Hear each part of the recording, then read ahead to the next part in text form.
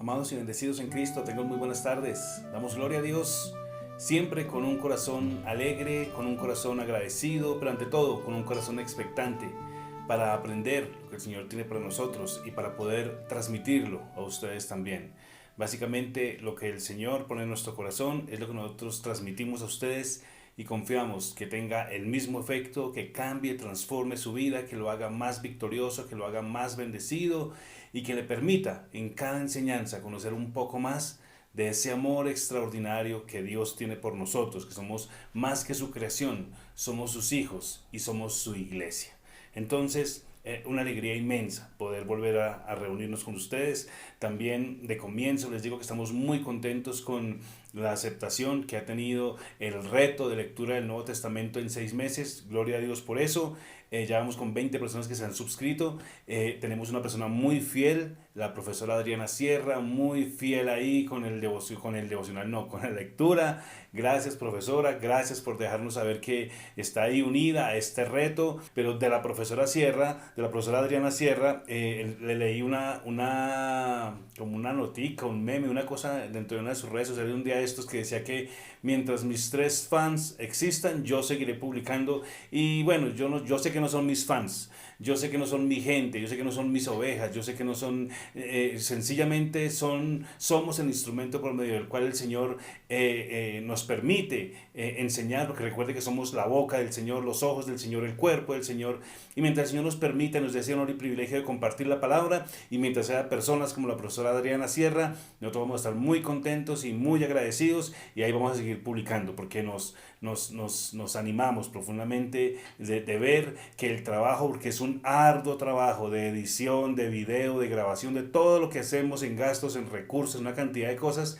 pero sabemos que tiene recompensa en la eternidad.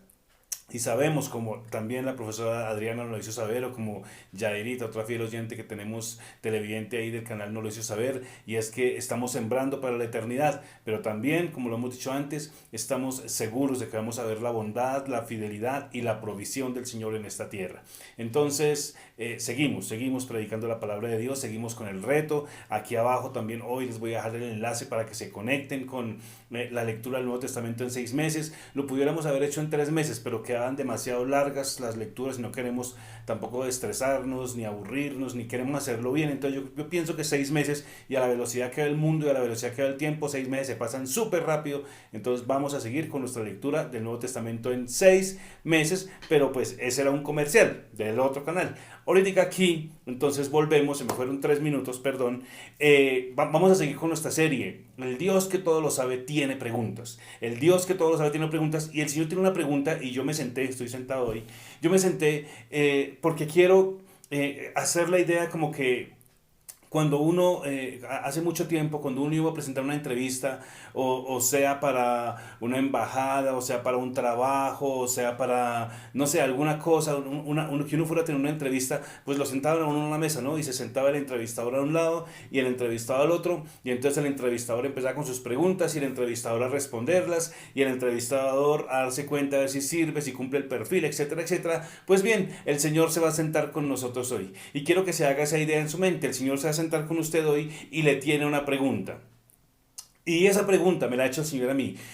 Tal vez mi esposita a veces me critica, y bueno, ella es mi amada ayuda idónea y yo sé que todo lo hace para mi bien, pero ella a veces me critica un poquito porque me dice, no hables tanto de tu situación, no hables tanto de tus cosas, de las cosas difíciles que estás pasando. Y yo lo digo porque yo podría engañarme a mí mismo, y de hecho la palabra dice engañoso es el corazón más que todas las cosas, pero yo no lo hago desde la miseria. Cuando yo hablo de mis problemas, de mis dificultades, de las cosas complicadas que estoy viviendo, yo no lo hago desde la miseria. Y de hecho, una de las cosas que a mí me frustra profundamente es que a mí me enseñen, que a mí me quieran enseñar a persona, que a mí me quieran enseñar la palabra personas perfectas, personas que no se enojan, personas que tienen toda su vida sobre ruedas, toda su vida sobre nubes, no tienen problemas, no tienen dificultades, no se enferman, no necesitan economía. A mí poco y nada son las personas que me pueden transmitir, porque no saben lo que yo estoy viviendo, y va a ser muy difícil que se coloquen en mi situación situación y va a ser muy difícil que me ayuden o que me apoyen en algo porque no tienen ni idea, porque no sufren, porque no tienen problemas. Entonces yo no me voy a pintar como un ministro del que soy perfecto, que no tengo problemas. No, yo tengo problemas.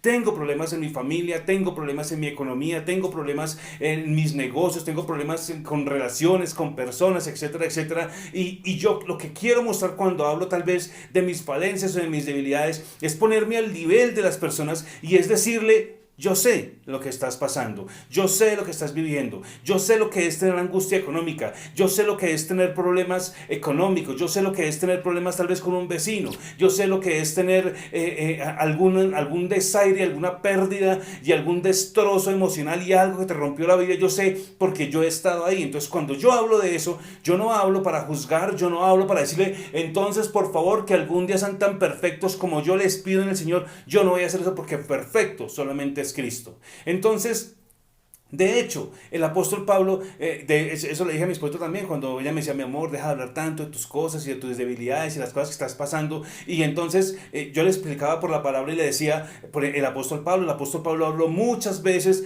de sus problemas, de sus tribulaciones, de las cosas que estaba pasando. A veces sus reportes en la iglesia era: estamos bien, estamos predicando la palabra, el Señor se está moviendo, las personas están siendo salvas, amén. Pero siempre en sus cartas deja saber: estoy en la cárcel, me han abandonado, he pasado por hambre, por necesidad, por escasez. En 2 Corintios 12 hace un listado de todas las cosas que ha tenido que pasar. Náufrago, le dieron con vara, trataron de matarlo, lo apedrearon, lo persiguieron, lo encadenaron, etcétera, etcétera. Entonces no está mal hablar de nuestras debilidades, está mal quedarnos en nuestras debilidades y no hacer nada para cambiarlas, pero en Cristo somos más que vencedores. Entonces todo esto para decirle que la pregunta que el Señor nos va a hacer esta tarde, Él ya me la ha hecho a mí, Él ya me ha reconvenido a mí, ahora se lo va a transmitir a ustedes para que también seamos reconvenidos y para que todos podamos ajustar nuestra doctrina, nuestro conocimiento de Cristo y nuestra relación con Él. La pregunta que Cristo nos tiene en esta tarde es: ¿por qué estás pensando mal?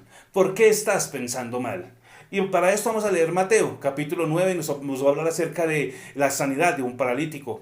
Jesús subió en una barca y regresó al otro lado del lago, Mateo 9 versículo 1, a su propia ciudad, volvió a su propia ciudad. Unos hombres le llevaron a un paralítico en una camilla. Al ver la fe de ellos, Jesús le dijo al paralítico: ánimo, hijo mío, tus pecados son perdonados. Entonces algunos de los maestros de la ley religiosa decían en su interior: esto es una blasfemia, ¿acaso se cree que es Dios? Jesús sabía lo que estaban pensando ellos en su corazón, así que les preguntó: ¿por qué están pensando mal? Así que les preguntó: ¿por qué están pensando mal? ¿Qué es más fácil decir: tus pecados son perdonados, o ponte de pie y camina? Pues bien, les voy a demostrar que yo, el Hijo del Hombre, tengo autoridad en la tierra para perdonar pecados. Entonces miró al paralítico y le dijo: ponte en pie, toma tu camilla y vete a tu casa. ¿Y qué creen que pasó? Exacto. El hombre se levantó de un salto y se fue a su casa. Al ver esto, el temor se apoderó de la multitud y alabaron a Dios por darle semejante autoridad a los hijos de los hombres. Y aquí, como ya el tiempo se me fue, aquí quiero hacer una salvedad de algunas verdades que son extraordinarias y que pueden ayudarlo. Recuerden, nuestro video se llama hoy: ¿por qué estás pensando mal? Y es lo que Jesús le pregunta a los religiosos de la época. Ahora, nosotros en nuestro tiempo y en nuestra cultura hemos aprendido que al hablar de la palabra fariseo, al hablar de la palabra escriba y al hablar de la palabra maestro de la ley, estamos hablando de un poco de gente hipócrita, estamos hablando de un poco de gente religiosa, gente con la que uno no quiere relacionarse. Y de hecho se usa la expresión: uy, no sea fariseo, usted es mucho fariseo, me falló. No se usa mucho, pero se usa para denotar desprecio por algo. Entonces los maestros de la ley hoy por hoy,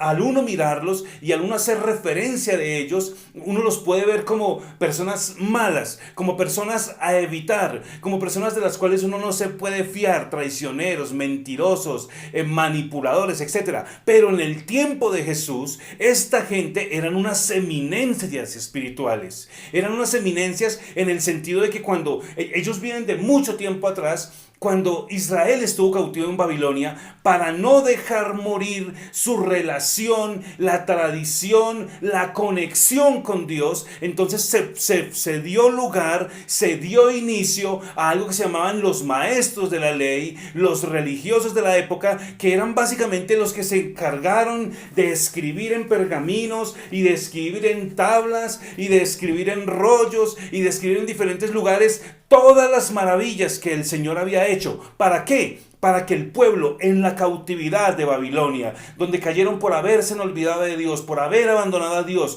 fueron deportados, fueron arrancados de su nación. Hace un poco tiempo hablamos de un video de esos, pero fueron arrancados y llevados cautivos para que su relación con Dios no se olvidara y no quedara en el olvido. Entonces nacieron los maestros de la ley, entonces nacieron los escribas, y los escribas hacían eso, escribían: no vamos a olvidar cómo el Señor nos sacó de Egipto, no vamos a olvidar cómo el Señor dividió el mar, no vamos a olvidar cómo las plagas dañaron a los egipcios, pero nosotros no. No vamos a olvidar cómo el Señor trajo codornices, trajo pan, trajo todas las cosas eso hacían los escribas. Y en tiempo de Jesús era gente muy respetada, pero era gente que por el paso del tiempo, por la codicia, por el dinero y por el amor al poder, habían dejado de lado para lo que habían sido creados: preservar la comunión de Dios con el hombre. Habían dicho a Dios no y habían antepuesto sus propios criterios, sus propias ideas y su propia razón de cómo se debían comunicar con Dios. Por eso, cuando Jesús viene, no lo pueden aceptar. Están esperando otro personaje completamente diferente. En ese orden de ideas, la pregunta que el Señor le hace a los religiosos: ¿por qué están pensando así en su corazón? ¿Por qué piensan mal en su corazón? Y de hecho les muestra y les demuestra, les voy a mostrar por qué lo criticaron y cuál fue la razón por la que siempre lo persiguieron. Usted, ¿cómo comete esa blasfemia de decir que es hijo de Dios? ¿Cómo comete esa blasfemia para decir que usted es Dios? ¿Cómo comete esa blasfemia para decir que usted puede perdonar pecados? Si eso es una cosa que inherente, únicamente lo puede hacer Dios, y no pudieron aceptarlo como Dios, como Jesucristo, el Hijo de Dios, que venía de parte de Dios a reconectar el mundo caído con Dios. Ellos no pudieron con eso. Ahora, bueno, ya vimos cómo los religiosos se equivocaron. Ahora yo quiero hablar de otro grupo de personas: los discípulos de Jesús. Esta gente que Jesús, antes de escogerlos, oró por ellos toda la noche, y se supone que recibió revelación del cielo de a quiénes era que debía escoger, y se supone que después de orar toda la noche, al día siguiente escogió sus 12 discípulos. Así que esos son los que son, así que estos son los que me van a representar bien, así que estos son los que van a tener un concepto correcto de mí. Que cuando alguien les pregunte si usted cree que Jesús es Dios, si usted cree que Jesús es el Hijo de Dios, y si usted cree que Jesús puede hacer cosas extraordinarias, estos 12 no me van a hacer quedar mal. Estos 12 realmente van a sacar la cara por mí. Y entonces uno va a Mateo capítulo 8, verso 23, y ve acerca de una de las tantas historias y tantas travesías que los discípulos, los más cercanos a Jesús, porque había un círculo súper cercano que era Juan, se sentaba en el regazo de Jesús.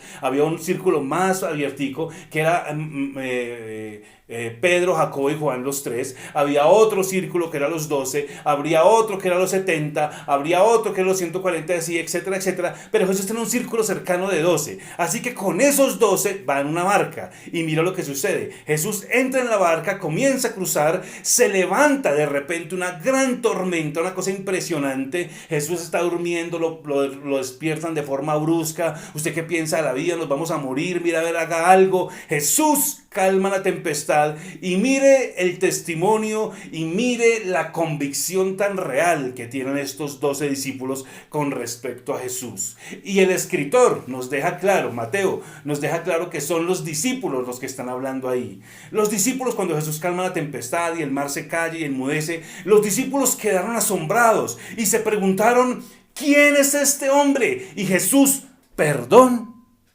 ¿No se suponía que ustedes son los más cercanos a mí, que yo los escogí en oración, que yo he hecho grandes milagros, prodigios, señales con ustedes? Ustedes que son mis representantes, mis futuros representantes, ustedes que son los apóstoles que me van a representar en el futuro. ¿Cómo es que me salen con esta? Pues salieron con esa. Los discípulos quedaron asombrados y le preguntaron: ¿quién es este hombre que hasta el viento y las olas le obedecen?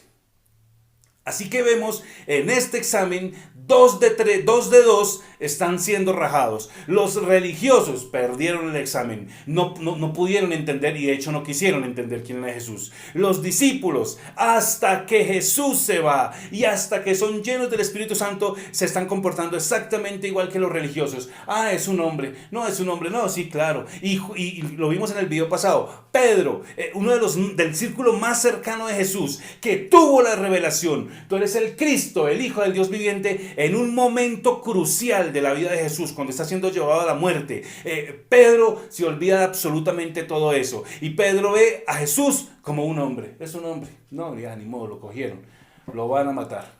Aquí se murió todo, aquí se acabó todo. Ay, pescador de hombre, mire, no hay nada que hacer. Y Jesús les había dicho vez tras vez: el Hijo del Hombre va a morir, pero al tercer día se va a levantar, pero al tercer día va a resucitar. Voy a volver con poder y con gloria. Ustedes van a ser mis apóstoles, ustedes van a quedar a cargo, etc. Pues Pedro de eso no entiende absolutamente nada. Y con él todos los discípulos. Cuando Jesús muere, todos se desparraman por todo lado y vuelven a sus labores y vuelven a su vida pasada como que no hubiera pasado. ¿Por qué? Porque nunca pudieron aceptar a Jesús como el Hijo de Dios. Nunca pudieron tener esa referencia y esa relevancia y ese respeto y esa honra por Jesús como Dios. Pues Jesús murió. Jesús se levantó en poder y en autoridad. Jesús venció la muerte. No se levantó de cualquier forma de la tumba. No es que a duras penas escapó de la tumba. Casi que Moche el diablo lo cogió del manto y casi no lo deja salir. No, de forma estruendosa, de forma extrafalaria, de forma absoluta. Jesús derrota el infierno, derrota la muerte, sale y se levanta la vida. Y se levanta la vida y da poder y autoridad a sus discípulos. Y da poder y autoridad a nosotros, su iglesia. Así que los primeros a los que Jesús les hace la pregunta fue a los fariseos religiosos: ¿por qué están pensando mal? ¿Por qué no pueden aceptarme? Luego pasa el balón a los discípulos: ¿cómo es que no pueden creer? Jesús los confronta varias veces. Tanto tiempo andando con ustedes, tanto tiempo haciendo milagros con ustedes, ¿por qué están pensando mal? ¿Cómo así que quién es este hombre? ¿No se supone que ya entendieron? ¿No se supone que escucharon la voz del Padre que dijo: este es mi Hijo amado? ¿De dónde me siguen haciendo esta pregunta? ¿Que quién es este hombre? Y ahora entramos nosotros. Ahora entramos como que nosotros entramos en la ecuación. Y ahora nosotros también el Señor tiene para hacernos esa pregunta. Porque en muchas ocasiones de nuestra vida, y vuelvo y les digo, yo me pongo en primer lugar. En muchas ocasiones de mi vida yo me confronto, yo me hago esa pregunta. Cuando las cosas no salen bien, cuando estoy orando y estoy creyendo al Señor por cosas en mi vida y veo que no suceden y veo que no se hacen realidad, y entonces empiezo: pero sí, Señor, pero tu palabra dice, y empiezo a confrontarme con muchas cosas y empiezan a venir muchas razones a mi mente de las por qué lo que estoy pidiendo a Dios no se hace realidad, y entonces empiezo a luchar con ideas, y entonces empiezo en determinado momento a hablar y a pensar igual que los religiosos. Sí, el Señor, pues sí, el Señor es grande, el Señor es poderoso, sí, pero es que esto se ve complicado, esto se ve... Y somos muy dados, ¿no? Somos muy dados a criticar a los religiosos. Uy, religiosos horribles.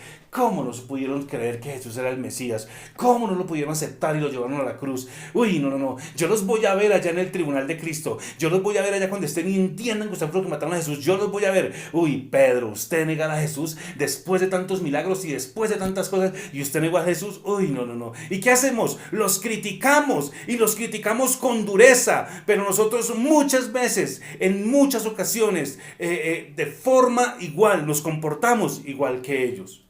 Porque entramos en esa idea tal vez del leproso, cuando vas a sanar al leproso. Señor, yo sé que tú puedes, pero no sé si quieres. Y entonces en nuestras vidas también pensamos muchas veces: claro, yo sé que Dios es todopoderoso. No, yo sé que el Señor es extraordinario, claro. Pero el Señor, sabe que el Señor puede hacerlo, amén, claro. Y sabes que el Señor quiere hacerlo para ti, ¿verdad? No, pues es que yo tantas equivocaciones que cometí en la vida, tantos errores, tantas cosas. Y entonces empezamos a creer que Dios puede, pero tal vez no quiere. Dios quiere, pero tal vez Él no puede. Y no se lo digo directamente, no, Dios que va a poder, no. Pero digo, no, es que lo que yo realmente estoy creyendo es grande.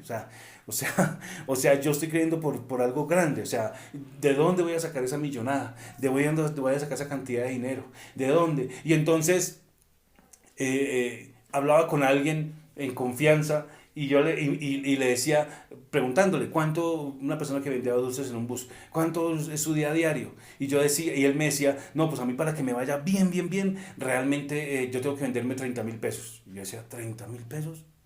Pero esa es la venta más insignificante y más irrisoria que debo tener yo en mi negocio, y eso es la primera venta que voy a hacer en el día de tantas ventas que voy a hacer, y con todo y todo no me alcanza. Entonces yo decía, pues para él debe ser fácil creer al Señor por su piecita y por su comida, pero es que lo mío es realmente grande, es que lo mío es de varios millones, es que realmente, o sea, las obligaciones, no, yo sé, o sea, sí, yo sé que Dios puede, claro que sí, la cosa es si quiere, yo sé que Dios quiere, la cosa es si puede, es que eso es grande, y entonces tal vez no blasfemamos de Dios, y tal vez no, como los religiosos, no desconocemos a Dios y no me hable y usted no existe y no sé qué, pero con nuestro comportamiento muchas veces tenemos que aquí sentados en la mesa donde el Señor nos está haciendo la entrevista, y cuando el Señor nos hace la pregunta, ¿por qué estás pensando mal?, tal vez tenemos que arrepentirnos y decir, sí Señor, he pensado mal, sí Señor, he limitado tu poder, he limitado tu palabra, he limitado, Señor, lo que tú puedes hacer, tus alcances, Señor. Y la verdad, Señor, te pido perdón porque en momentos como esos, y en momentos cuando somos confrontados como el Señor, como con este video, ¿por qué estás pensando mal? Tal vez en este inicio de año, y tantas cosas que podemos hablar en este primer mes del año, y tal vez uno de los cambios y los ajustes que necesitamos hacer ahora en enero es eso, es dejar de pensar mal, y dejar de pensar mal de forma santa, porque vuelvo y le digo, no es que usted esté desconociendo a Dios, ignorando a Dios, o odiando a Dios, usted no lo está haciendo, pero tal vez con su comportamiento está limitando el mover de Dios, y es una cosa que hay que ajustar, y es una cosa en la que el Señor nos dice, ¿por qué estás pensando mal? Si yo dividí el mar hace miles de años, yo puedo dividir el mar para que tú pases. Tal vez tú quieres viajar, tal vez tú quieres ir a otro país, quieres ir a otro continente, tal vez tienes otra idea y se ve difícil y se ve imposible, que le piden cientos de millones en una cuenta para que usted pueda hacerlo, o que le piden una visa y que están dando visas para hasta el 2033 o qué sé yo.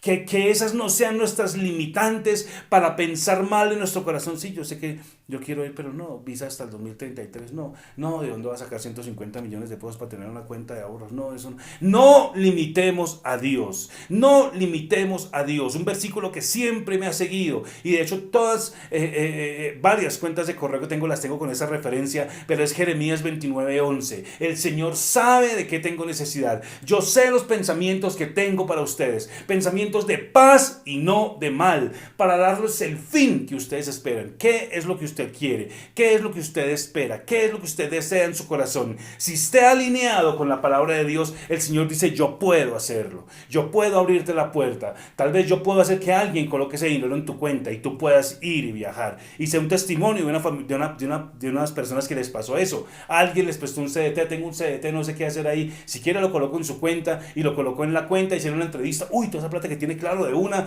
y después de que le dieron la visa todo, la persona dijo, ay, listo, ya que me puede volver el dinero, claro, tome su dinero, y sin ningún problema, algo puede pasar, algo puede hacer, el Señor se puede manifestar, su mano poderosa nos ha cortado para bendecir. Entonces necesitamos concientizarnos y necesitamos sacar esto de nuestro corazón, no pensar mal en nuestro corazón y no limitar a Dios, sino tener ¿cuál es la solución? ¿Con qué nos quiero dejar en esta tarde? Con que tengamos ese arrojo, que tengamos esa convicción absoluta que tenía este centurión romano cuando se acercó a Jesús, en Mateo capítulo 8. Y esto me golpeó profundamente, y lo vi hasta ahorita, hasta hace un momento cuando estaba leyendo mis notas para comenzar el video. Centurión romano, Él no tenía respeto por Dios, él no era cristiano, él no era evangélico, no había hecho ningún curso, no había hecho ninguna escuela bíblica, nada de eso había pasado en su vida, pero una cosa él tenía claro, que Jesús es poderoso para obrar milagros, Jesús es poderoso para hacer cosas extraordinarias, y él va y se postra a Jesús: Señor, ten misericordia, mi siervo sufre mucho. Jesús en su amor, claro que sí, yo voy a ir a sanarlo. No, Jesús, solamente di la palabra. Di la palabra. Este oficial romano, este pagano, si se quiere creer, este incrédulo, este gentil, este impío, si lo traemos a palabras de hoy, que no conocía de Dios pero tenía una convicción clara: Jesús puede hacer algo por mi siervo, Jesús puede hacer algo y puede hacerlo por mí. Él solo tiene que decir la palabra.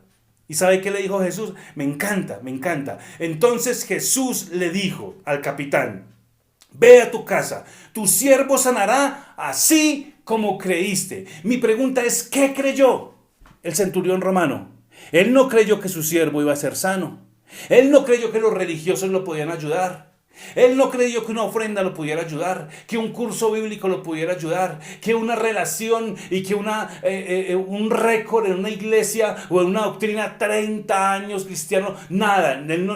Jesús le dijo: conforme a como usted creyó, se ha hecho. ¿Qué creyó el centurión romano? Él creyó que la palabra de Jesús podía sanar a su siervo. Él creyó que Jesús tenía suficiente poder para, en una palabra pronunciada, traer sanidad a su siervo. Y eso fue lo que pasó. Vete a tu casa, le dijo Jesús al centurión romano. Tu siervo sanará así como tú creíste. ¿Y en qué estaba basado el centurión romano? En una palabra de Jesús. Usted tiene más que una palabra. Miles de palabras y miles de promesas que Dios en el antiguo pacto y en el nuevo pacto Jesús le dejó. Tiene miles de promesas que Jesús le dejó, miles de promesas que Él conquistó para usted en la cruz. Se hizo maldición para que usted fuera bendecido, se hizo pobre para que usted fuera enriquecido, fue atribulado para que usted tuviera paz, se hizo maldito para que usted fuera bendecido. Ya lo hizo. Entonces, en manos de quién está la decisión de nosotros. Vamos a dejar de pensar mal. El Señor nos pregunta: ¿por qué estás pensando mal? Y tal vez estamos pensando mal porque no conocemos la palabra. Y por eso iniciamos el reto de lectura bíblica. Y inicié invitándolos al reto y termino iniciándolos al reto de lectura bíblica del Nuevo Testamento en 6 meses. Y la palabra dijo: mi pueblo fue destruido porque le faltó conocimiento. Les faltó conocer las Escrituras. Les faltó conocer las promesas de Dios. La primera generación del pueblo de Israel fueron eliminados. No entraron en la tierra prometida porque no pudieron creer que el Señor dijo: yo los voy a llevar a una tierra que fluye leche y miel. Por eso dieron 40 años vueltas en el desierto y no pudieron entrar porque ignoraron, tuvieron en poco las Escrituras. Usted no lo va a hacer. Únase al reto de lectura del Nuevo Testamento en 6 meses. Únase y va a conocer más de Dios, y va a conocer más de su poder, y va a conocer más de su amor, y ese amor es representado en la persona de Jesús, y eso va a traer un cambio. Y entonces ya Jesús, la próxima vez que se acerque contigo, ya no te va a decir por qué estás pensando mal en tu corazón, sino te está diciendo, como al centurión romano: ve y conforme a tu fe se ha hecho. Tenemos retos, tenemos cosas que estamos anhelando en este 2022. Cosas que tal vez cuestan mucho dinero, cosas que cuestan realmente, sí, realmente una de las grandes cosas, dos de las grandes cosas que el ser humano necesita hoy: salud y dinero. Y bueno, el amor de Dios los llena todo en nuestras vidas, entonces no es una falencia para los que hemos recibido a Cristo como Señor y Salvador. Pero tal vez el dinero y la salud son falencias que muchas personas tienen o tenemos. Bueno, ya sabemos dónde conseguirlas: en Cristo, en Jesús. Entonces vamos a ayudar a que Jesús elimine esa pregunta para nosotros: ¿por qué estás pensando mal? Y que nos diga más bien: conforme a tu fe sea hecho. Amado Dios, gracias por tu palabra, gracias por tus promesas, gracias por tu muerte, gracias por tu cruz, gracias por tu gloriosa resurrección, gracias por habernos dado y por haber extendido hacia nosotros ese poder, esa unción, esa gloria, por habernos dado esa autoridad con la que tú derrotaste el infierno, y esa autoridad nos pertenece. Y en el nombre de Jesús eliminamos de nuestras vidas, Señor, toda duda y toda incredulidad que nos lleve a decir: ¿será que Dios quiere? ¿Será que Dios puede? ¿Será que le caigo bien a Dios para que lo haga y poder caminar en esa fe extraordinaria que caminó este centurión romano? Señor Jesús, tú puedes hacerlo. Solo di la palabra. Ahora Él estaba esperando que tú dijeras la palabra. Nosotros no. Ya tenemos tu palabra escrita y poderosa. Y de hecho Pedro nos invitó y nos dijo: la palabra que sea para ustedes un ancla. Y un ancla evita que el barco se vaya a la deriva. Un ancla evita. El ancla de la palabra de Dios evitará en nosotros que nos vayamos y divaguemos. ¿Será que Dios quiere? ¿Será que Dios puede? Esta ancla preciosa y poderosa nos mantiene firmes para creer. Señor, tú puedes hacerlo. Señor, solo tu palabra lo puede hacer. Y entonces cuando vamos a tu palabra, encontramos que nos has dado preciosas y grandísimas promesas y caminamos en ellas. Y somos más que vencedores por medio de tu palabra en Cristo Jesús, Señor nuestro. Muchas gracias te damos, honramos y bendecimos tu precioso y poderoso nombre. Gracias, Señor. Gracias, gracias, gracias, Señor. Bueno, es lo que teníamos para hoy. Los invito una vez más. Únanse al reto de lectura, Nuevo Testamento en 6 meses. Es como hay unos capítulos corticos, entonces son 2. Máximo no se va a pasar de 10 minutos. Cada tiempito de palabra, leemos la palabra. Una muy corta explicación como de 40, 45 segundos. Va a ser algo rápido, pero usted va a ser muy edificado en la palabra. Aquí abajo, en la descripción del video, les dejo el enlace para que se suscriban al otro canal y ahí puedan unirse con nosotros en esta lectura extraordinaria. Un abrazo grande, les bendecimos, les amamos y con la ayuda del Señor nos vemos la próxima. Chao.